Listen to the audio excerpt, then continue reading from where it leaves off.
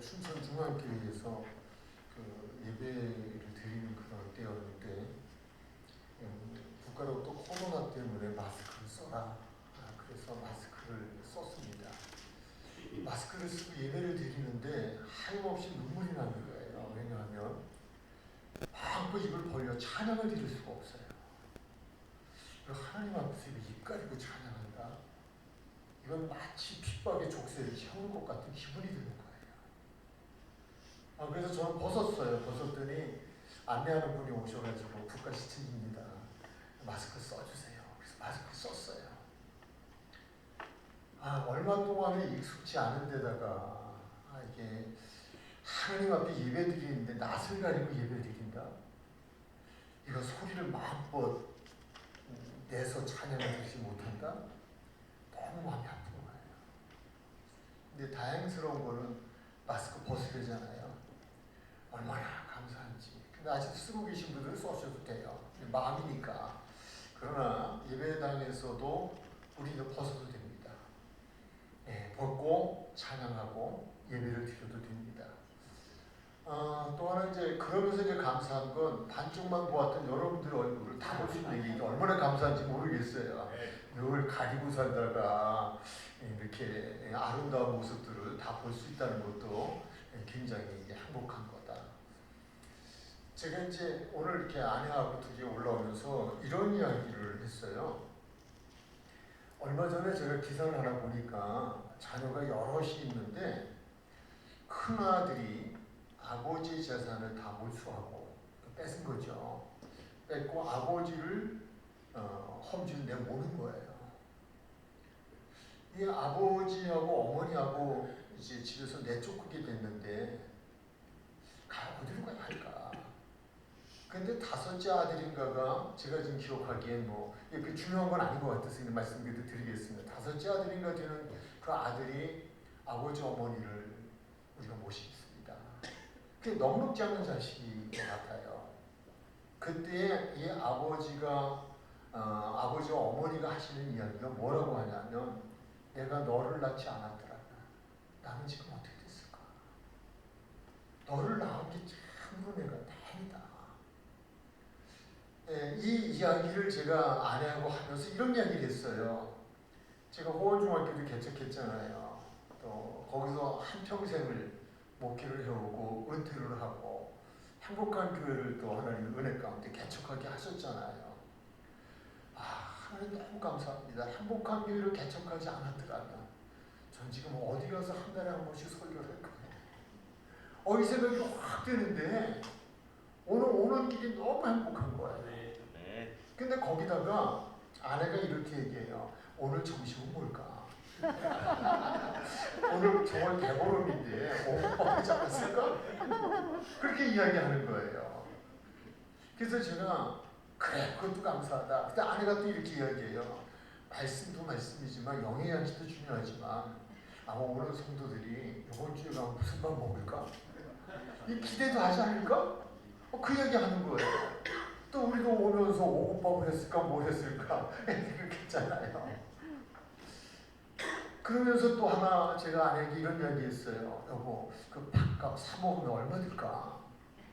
매주일 교회 가서 그 맛있는 밥을 우리가 사 먹는 돈으로 친다면 돈만 원 되지 않을까? 헌금이 아깝지 않아. 근데 죄송해요. 우리끼리 한 얘기예요. 그대로 고자질하는 거예요. 이건 어쩔 수 없이 아내의 얘기. 근데 여보 성도들이 10,000원을 헌금하고 갈까? 우리끼리 참 행복한 교회가 정말 행복한 교회다. 또 오늘 척사대회 한다고 그래서 며칠 전부터 또 메일이 왔더라고요. 다시 주시하는 거 쉽지 않아요. 무슨 일을 주선한다는 건 너무 어려워요. 모든 사람 입맛에 맞추기도 쉽지 않아요. 그러나 어쨌든 그런 주인공들이 식당의 식사를 책임져주는 주인공들이 있고 말씀에 책임져주는 우리 목사님 주인공이 있기 때문에 행복한 교회는 더 행복해질 수 있다. 그런 생각이 드는 거예요. 저는 오늘 그냥 여기까지만 끝나고 싶은 마음이에요.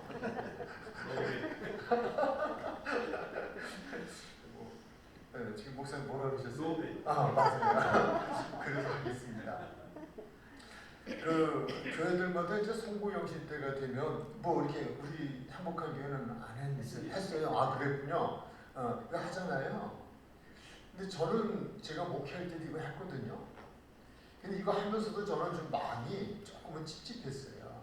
왜냐하면 성도들이 혹시라도 전기를 보는 것처럼 1년 신수점을 보는 것처럼 근데 보니까 그러기도 하더라고요. 어떤 사람도 뽑아가지고 어찌 읽어보고서 안 좋으면 돈 갖다 바꾸더라고요. 그래서 마치 그 말씀이 자기에게 무슨 복을 주는 것처럼. 근데 저는 이번에 이 말씀을 뽑으면서 이게 이렇게 필요한 거구나. 그런 생각도 들었어요.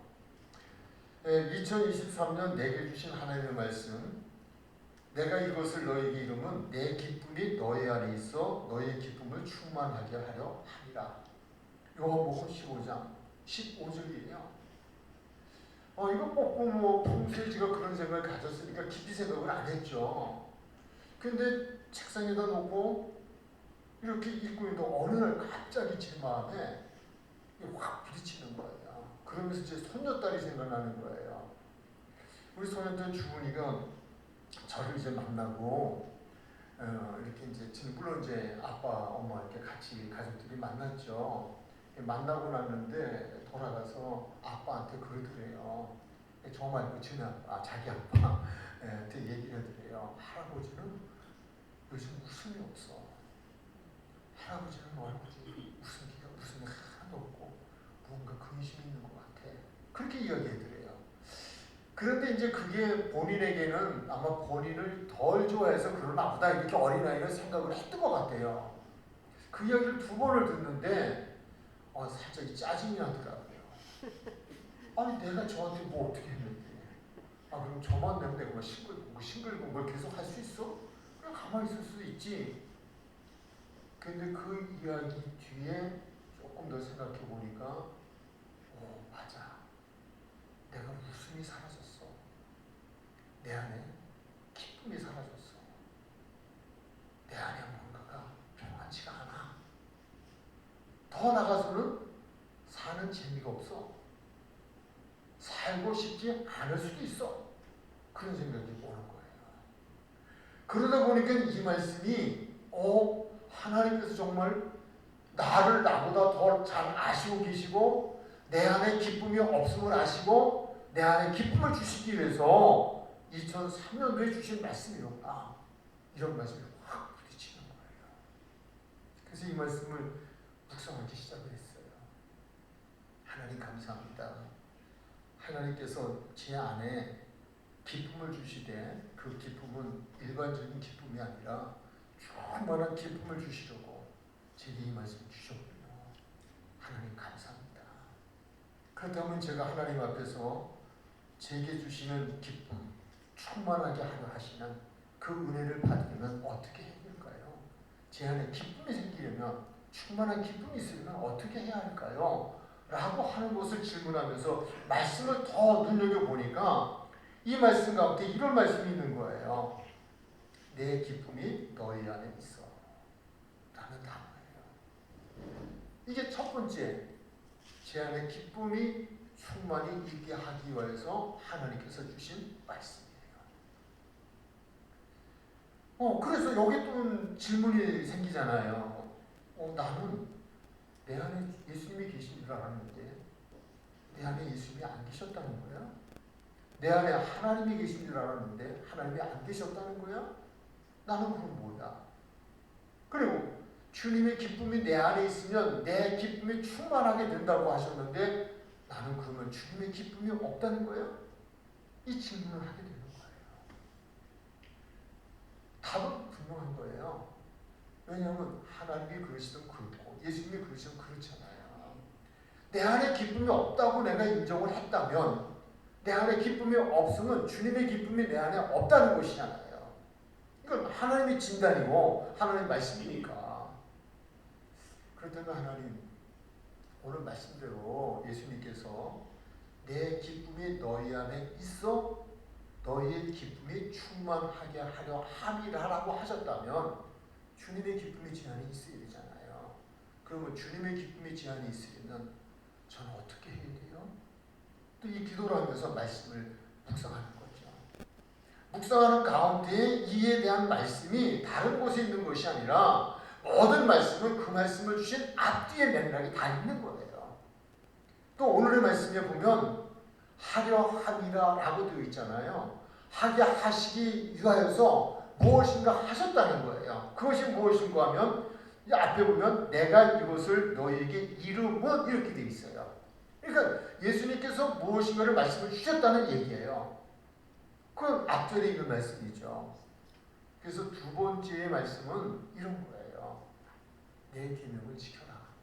그러면 내 기쁨이 너희 안에 있게 되어져 라는 말씀이에요. 9절로 10절 한번 우리 말씀을 보도록 할게요. 9절과 10절에 보면 아버지께서 나를 사랑하신 것 같이 나도 너희를 사랑하였으니 나의 사랑 안에 거하라. 나의 사랑 안에 거하라. 즉 예수님의 사랑이 내 안에 있어야 되거든요. 10절은 내가 아버지의 계명을 지켜 그의 사랑 안에 거하는 것 같이 너희도 내 계명 안에 지키면 내 계명을 지키면 내 사랑 안에 거하리라. 그러니까 주님의 기쁨이 내 안에, 주님의 사랑이 내 안에 거하려면 다른 것으로 되는 게 아니라 그분의 계명을 지키라는 거예요. 또 여기서 저는 저 자신에게 질문을 던지죠. 아니 나는 그래도 목사였고 그래도 지금도 어디 가면 목사였다고 이야기하고 원로 목사고 그래도 나름대로는 나머지 생애를 준비하고 산다고 하는데 근데 나는 계명을 안 지켰다는 건가? 라는 거예요. 여기서는 모든 계명을 다 이야기하는 것이 아니라 주님의 기쁨이 내 안에 있어 내 기쁨이 충만하게 하려면 특별히 지켜야 되는 계명이 있다는 거예요. 그 계명은 무엇일까 하는 거예요. 자, 이제 세 번째 그 계명에 대한 해답을 주시는데 그 해답은 어디에 나오는가 하면 12절과 13절에 나와요. 12절과 13절 한번 보실까요? 내 계명은 곧 내가 너희를 사랑한 것 같이 이렇게 되어 있잖아요. 내 계명이에요. 예수님은 분명히 앞에서 9절과 10절에서 내 계명을 지키라라고 말씀하셨어요. 그렇다면 그분의 계명이 무엇인가를 설명하는데 내 계명은 곧 내가 너희를 사랑한 것 같이 너희도 서로 사랑하라 하는 이것이다 하는 거예요. 그분의 계명은 무엇이라고요? 서로 사랑하는 거예요. 서로 사랑하는 거예요. 근데 그 사랑에 대한 정의를 내려주시기를 13절에 보니까 사람이 친구를 위하여 자기 목숨을 버리면 이보다 더 큰 사랑이 없다라는 말씀을 주셨어요. 그러니까 예수님께서 우리를 사랑하신 것처럼 너희도 사랑하라고 하는 말은 예수님께서 우리를 위하여 생명을 내어주신 것처럼 우리도 생명을 내어주는 사랑이 있을 때에 거기에 계명을 지키는 것이고 거기에 하나님의 주시는 기쁨이 충만하게 있게 되어진다라고 하는 말씀을 주시고 계시는 거예요. 조금 더 한번 좀 살펴볼게요. 요한복음 13장 34절의 말씀을 이렇게 기록이 되어져 있어요. 새 계명을 너희에게 주노니 서로 사랑하라. 내가 너희를 사랑한 것 같이 너희도 서로 사랑하라. 여기서 새 계명을 너희에게 준다는 것은 예수님의 말씀이에요.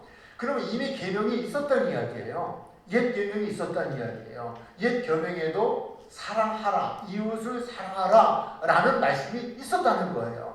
근데 예수님께서 여기서 다시금 새 계명을 너에게 주는데 그것은 다른 것이 아니라 옛 계명에도 있었던 이웃을 내 몸과 같이 사랑하라 라고 하는 거예요. 근데 옛 계명과 새 계명에 차이가 있어요. 이 차이는 무엇인가 하면 먼저 여기는 정의를 내리고 말씀을 하겠는데요. 옛 계명에는 이웃이라고 하는 것은 자기를 사랑하는 사람을 사랑하는 이웃사랑이에요. 근데 예수님께서는 그것이 아니라 자기에게 해롭게 하는 원수까지도 사랑하는 사랑이 이웃사랑이다. 그것이 새 계명이다 라고 하는 거예요. 이게 굉장히 중요한 포인트예요.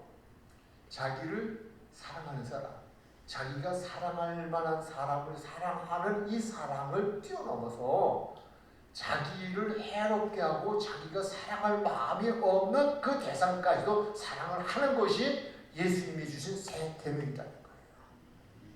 이게 옛 계명과 새 계명의 차이점이에요. 그러면 예수님께서 내가 너희를 사랑한 것처럼 너희도 서로 사랑하라라고 한다면 예수님께서 우리를 사랑하신 사랑이 무엇일까요? 이것을 우리가 살펴보는 제가 드린 설명이 해답이 나오게 되어지죠. 로마서 5장 10절, 먼저 8절의 말씀을 한번 볼게요. 우리가 아직 죄인 되었을 때에, 여기 중요해요. 우리가 아직 무엇 되었을 때에?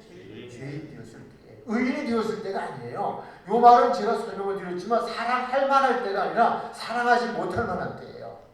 이 말씀을 다시 좀 더 읽어 내려가고 10절로 갈게요. 우리가 아직 죄인 되었을 때에 그리스도께서, 예수님께서 우리를 위하여 죽으심으로 하나님께서 우리에 대한 자기의 사랑을 확증시켰다. 예수님이 우리를 사랑하신대요. 그 나 사랑하면 사랑하는 표를 보여주세요. 확증을 주세요. 확실한 증거를 주세요. 그것이 무언가 하면 우리가 아직 죄인 되었을 때 우리는 그분이 우리를 사랑하셔서 십자가에서 죽어주셨다는 거예요. 이것이 사랑의 확증이라는 거예요. 아니, 나에게 죄를 지은 사람을 위해서 내가 죽어진다? 그 사람을 구원하기 위해 죽어진다?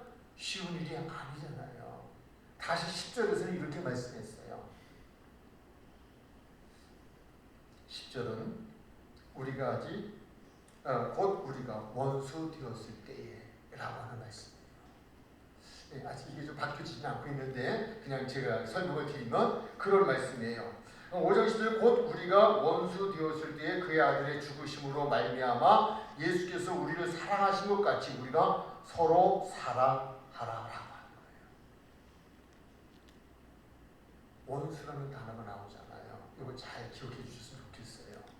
죄인, 원수. 그렇다면 예수님은 우리를 어떠할 때 사랑하셨어요? 죄인 되었을 때, 또 하나는 언제? 원수 되었을 때. 그러니까 앞으로 말씀으로 다시 돌아가면 예수님께서 내가 너희를 사랑한 것 같이 너희도 서로 사랑하라는 거예요. 그럼 우리는 나에게 무엇이 되었을 때도 사랑해야 돼요? 죄를 졌을 때도. 나의 무엇이 되었을 때도? 원수가 되었을 때도 우리는 사랑해야 한다는 거예요. 이 사랑을 하게 되어질 때에 주님의 사랑이 내 안에 있게 되어지고 주님의 사랑이 내 안에 있게 되어질 때에 내 안에 기쁨이 충만하게 되어진다는 거예요. 마태복음 5장 43절 44절로 가볼게요. 또 내 이웃을 사랑하고 내 원수를 미워하라 하였다는 것을 너희가 들었으나 이게 옛 계명이에요. 유대인들은요 하나님의 백성들이죠. 그들은 이방인을 사랑하지 않았어요. 죄의식 취급했어요. 멸시했어요. 차별했어요. 구약에서는 유대인을 사랑했어요. 예수님은 오셔서 그렇게 말씀하지 않으신 내용을 소개합니다. 이거 예수님 말씀이에요. 다시 읽을게요. 또 내 이웃을 사랑하고 내 원수를 미워하라 하였다는 것을 너희가 들었으나 나는 너희에게 이르노니. 나는 너희에게 이르노니. 한번 같이 읽으실까요? 시작. 원수를 사랑하며 너희를 박해하는 자를 위하여 기도하라. 이게 예수님께서 내가 너희를 사랑한 것 같이 너희도 서로 사랑하라는 말씀이에요. 원수까지도 사랑하라는 거예요. 다시 마태복음 5장 46절 47절로 갈게요. 너희가 너희를 사랑하는 자를 사랑하면 무슨 상이 있으리요? 세리도 이같이 아니하느냐? 또 너희가 너희 형제에게만 무난하면 남보다 더하는 것이 무엇이냐? 이방인들도 이같이 아니하느냐? 우리는 이방인이 아니에요. 우리는 하나님을 믿는 백성들이에요. 그저 이방인들처럼 자기를 사랑하는 자를 사랑하는 것, 자기를 좋아하는 자를 좋아하는 것, 이건 아니라는 거예요. 우리는 예수를 믿는 믿음의 사람으로서는 죄인까지도 원수까지도 사랑하는 사랑이 있어야 한다는 거예요. 이제 아주 중요한 이야기를 저는 할 거예요. 그렇다면 우리는 여기에서 이웃을 사랑하는 거예요. 그리고 원수를 사랑하는 거예요. 그러면 이웃이 누구이며 원수는 누구일까요? 이거를 우리는 알아야 돼요. 모든 인류를 다 사랑해야 돼요. 그럼에도 주님은 내 이웃을 내 몸과 같이 사랑하라고 하셨어요. 이웃이라는 말은요, 이런 뜻이에요. 나란히. 제가 그거 준비라고 안 갖고 왔네요. 나무작대기 있잖아요. 이렇게 그걸 나무작대기 이렇게 붙은 거, 예, 그 있잖아요. 우리 일본말로 와루라시라고 얘기했는데 나무젓가락. 제가 이거 잃어버리고 안 갖고 왔어요. 그 생각하시는 나란히 또는 가까이에 있어서 경계가 서로 붙어 있는 관계. 이걸 이웃이라고 얘기해요. 우리 이웃은 누구예요? 나란히 또는 가까이 있어서 경계가 서로 떨어져 있는 게 붙어 있는 사람이 이웃이에요. 한번 여기서 한번 생각해 볼까요? 그 이웃이 누구일까요? 어떻게 생각하세요? 나란히 같이 있는 사람? 가까이 있는 사람? 그래서 경계가 붙어 있는 사람 누구라고 생각하세요? 첫째, 가족이에요. 부부예요. 부모하고 붙어 있는 사람 없고 부모하고 가까운 사람 없어요. 부모하고 경계가 없는 사람이 없어요. 그 다음에 부모와 자식, 형제, 자매. 두 번째, 남이 아니에요. 관계없는 사람들이 아니에요. 우리는 집단이다.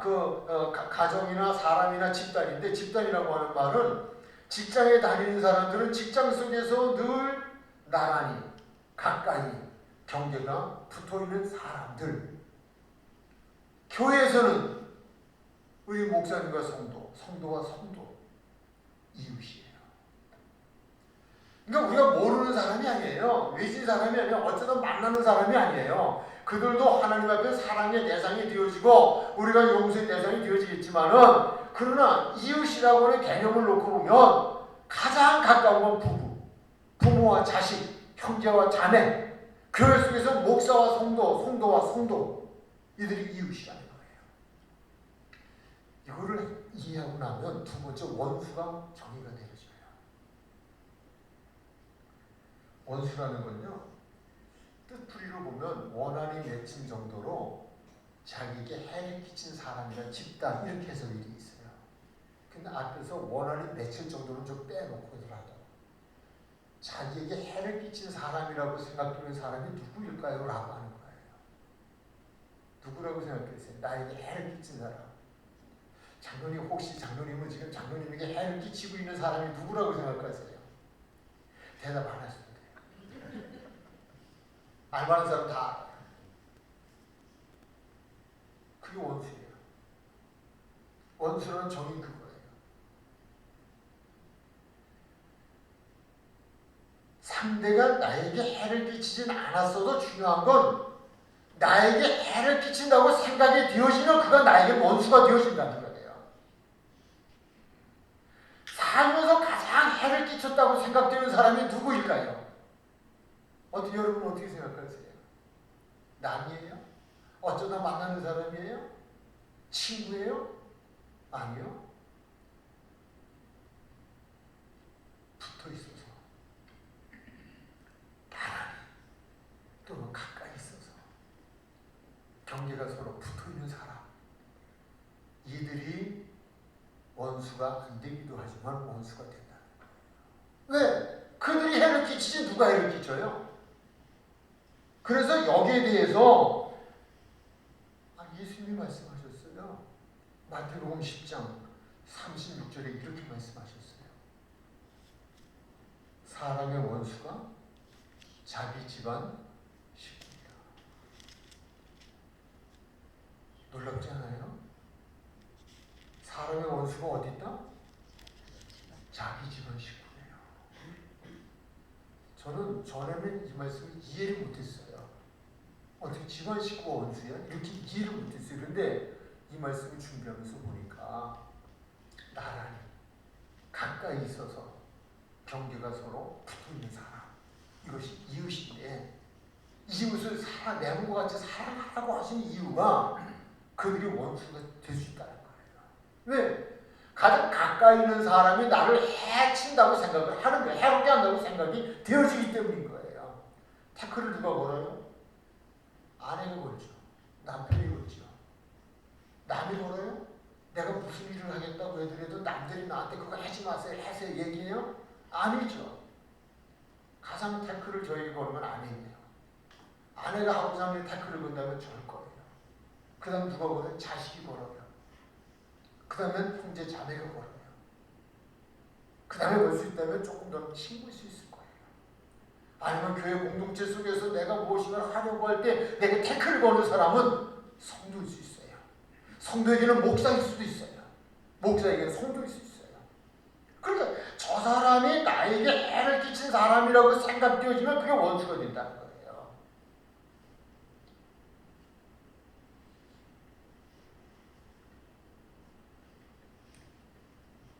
이 시간에는 여기에 이의가 있으면 손들어 주시면 돼요. 질문해 주면 질문 받을게요. 말씀이에요. 그렇구나. 그래서 친구를 만나서는 무슨 이야기를 해도 태클이 안 걸어서 좋은 거예요. 내 엄마는 태클을 거는데 남의 엄마한테 친구 엄마한테 가서 무슨 이야기를 친구 엄마는 태클을 안 거는 게 좋은 거예요. 내 생각엔 나에게 그분이 해를 끼치지 않는다고 생각하고 내 엄마는 나에게 해를 끼친다고 생각하기 때문에 때로는 엄마가 원수같이 여길 때도 있다는 거예요. 사랑하기 정말 어려운 사람은 부부이고 사랑하기 정말 어려운 사람은 부모 자식간이고 사랑하기 가장 어려운 사람은 형제 자매일 수 있다는 거예요. 남은 사랑하기 쉬울 수 있어요. 그래서 관계없는 사람들 나가면 얼마나 좋아요. 무슨 이야기해도 다 잘 들어주잖아요. 원수 맺을 일이 없어요. 다른 교회 목사와 원수 맺을 일이 없고 다른 교회 성도와 원수 맺을 일이 없어요.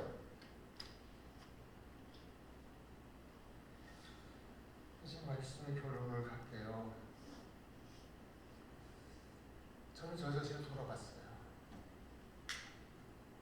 아 그래, 나는 아내를 사랑했나? 정말 아내가 나를 해치는 사람이라고 생각하지 않았나? 나의 자식들이 그러지 않았나? 해를 끼치는 사람. 그건 다른 거 없어요. 내가 무엇인가 하려고 할 때 하지 못하게 하면 그게 해를 끼친다고 생각하는 거예요. 내가 목표할 때 성도들 중에서 내가 하려는 일에 해를 끼치려고 한 사람이 있습니다. 내가 뭔가 하려고 할 때 목사가 그러하지 않습니다. 그래서 성도로서 또 해를 끼쳤다고 생각해서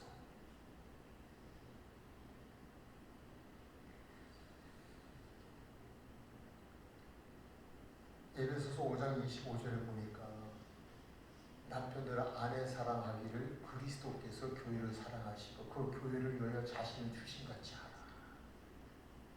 이게 관계 속에서의 주신 유일한 말씀이에요. 이렇게 말씀을 주신 게 없어요. 근데 남편들에게 준 이야기예요. 아내 사랑하기를 그리스도께서 교회를 사랑하시고 교회를 위하여 자신을 주신같이 사랑하라는 거예요. 이게 쉬우면 이 말씀 안 주셨을 거예요. 결혼하고 살려는 사람들에게 이 말씀을 주신 이유가 있을 거예요.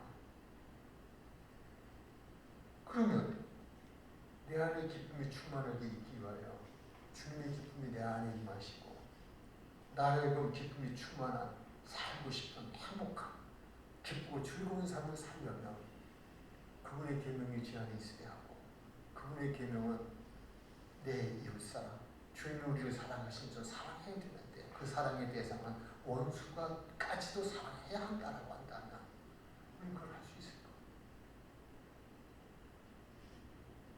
부부에게 하나는 문제만은 아니죠. 지금 말씀드렸잖아요. 직장에서 또는 교회 생활 속에서 우리 가정 생활 속에서 그때 그런 원수가 있으면 불안하잖아요. 행복할 수가 없어요. 기쁠 수가 없어요. 근데 이 쉽지가 않아요. 원수를 사랑한다는 게 너무 어려워요. 그런데 마태복음 5장 44절에서 이렇게 말씀을 주셨어요. 나는 너에게 이르노니 너희 원수를 사랑하며 너희를 박해하는 자를 위하여 무엇하라? 기도하라. 우리가 하나님이 필요한 이유는요. 우리가 무엇을 할 수 없기 때문에 필요한 거예요. 우리는 아무것도 할 수가 없어요. 근데 하나님 다 하실 수 있으셔요. 그래서 하나님이 필요해요. 우리가 기도를 안 하는 사람들은 정말 대단하신 분들이에요. 우리가 기도가 왜 필요해요? 내가 할 수 없는 것을 하나님은 하실 수 있는 분이기 때문에 내가 할 수 없는 것을 하게 해달라고 도움을 요청하면 그분을 하게 해주시는 분이에요. 그래서 기도가 필요해요. 내가 너희를 사랑한 것 같이 너희도 서로 사랑하라. 주님이 우리를 사랑한 것처럼 서로 사랑하는 것 이거 쉬운 것 아니잖아요. 그러니까 그렇게 말씀하셨잖아요. 근데 할 수 있대요. 어떻게 하면? 무엇하면? 기도하면. 전 여기서 한 7절을 들으면서 오늘 말씀을 맞출 거예요. 에스겔서 5장 1절로 3절까지만 제가 이제 여러분에게 이렇게 좀 보여드리고 그리고 설명을 할 건데요. 그 에스더라고 하는 여인이 있었어요.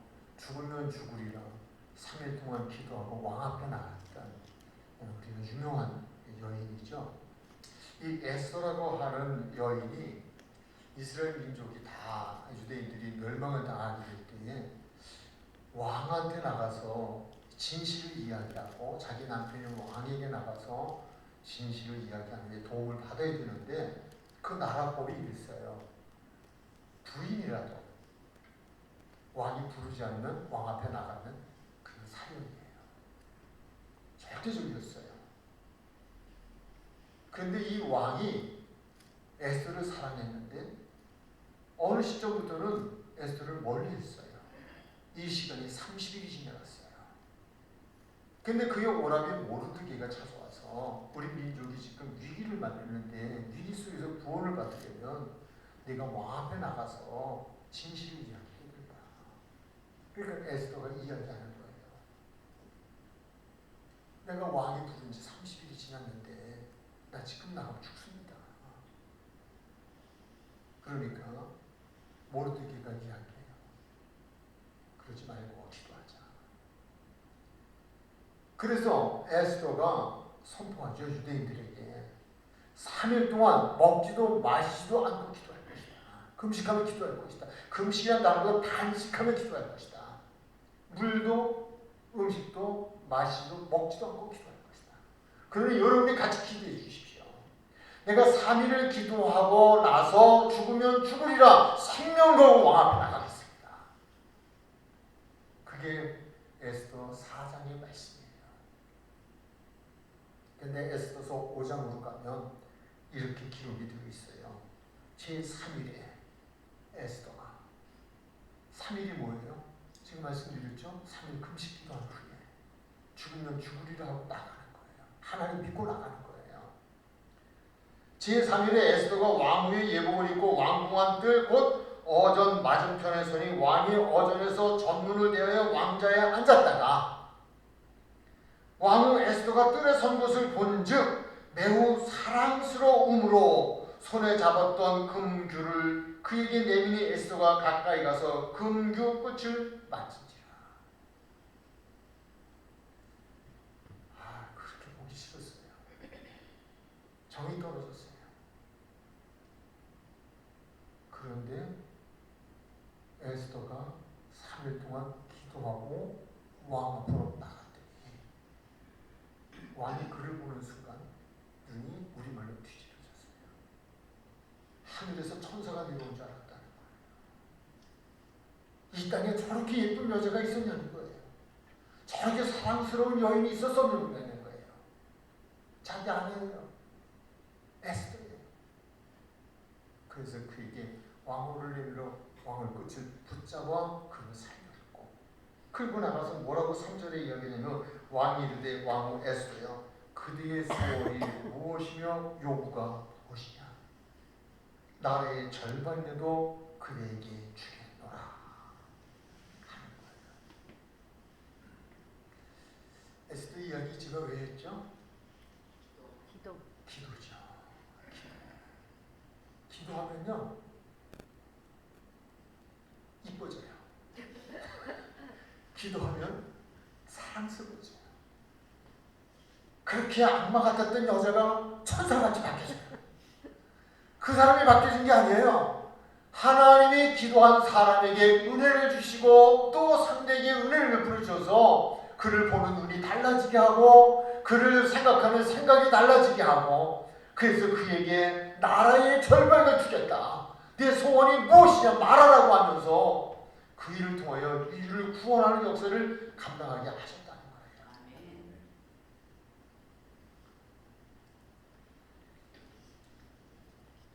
말이라고 하는 게 너무 어려운 거예요. 설교가 또 말이잖아요. 저도 기도하고 있어요. 아내를 위해서. 무지무지 사랑하게 해달라고. 어마어마하게 사랑하게 해달라고. 정말 이 왕이 에스더를 보는 순간에 뿅 같은 거죠.